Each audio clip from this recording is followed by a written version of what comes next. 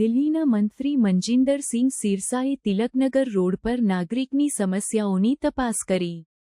મંત્રી મનજિંદર સિંહ સિરસાએ સમસ્યાઓની તપાસ કરી સ્થાનિક રહેવાસીઓ દ્વારા ઉઠાવવામાં આવેલા પ્રશ્નોને ઉકેલવા માટે પગલાં લીધા.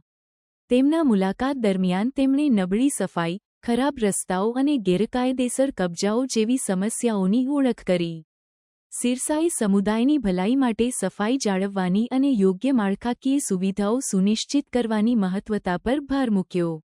તેમણે રહેવાસીઓને આ સમસ્યાઓ ઉકેલવા માટે તાત્કાલિક પગલાં લેવામાં આવશે તે અંગે ખાતરી આપી.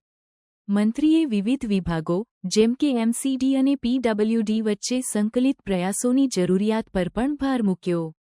તેમણે અધિકારીઓને વરસાદી મોસમ દરમિયાન પાણી ભરાવાને અટકાવવા માટે રસ્તાઓ અને ડ્રેનેજ સિસ્ટમની મરામતને પ્રાથમિકતા આપવા માટે સૂચના આપી. સિરસાના સક્રિય અભિગમને રહેવાસીઓએ પ્રશંસા કરી, જેમણે તેમના વિસ્તારમાં નોંધપાત્ર સુધારાની આશા વ્યક્ત કરી. સફાઈ અને માળખાકીય સુવિધાઓને ઉકેલવા ઉપરાંત, સિરસાએ પેદલ ચાલક અને ટ્રાફિક પ્રવાહમાં અવરોધરૂપ ગેરકાયદેસર કબજાઓ દૂર કરવા પર ધ્યાન કેન્દ્રિત કર્યું.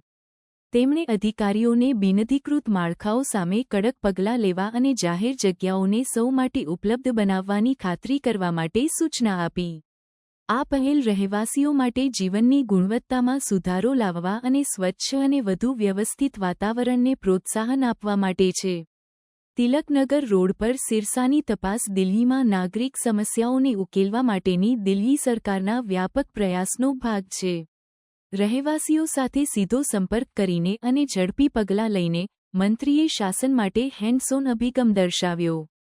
તેમના પ્રયાસો ટકાઉ અને વસવાટ માટે યોગ્ય શહેરી વાતાવરણ બનાવવા માટે સમુદાયની ભાગીદારીના મહત્વને ઉજાગર કરે છે.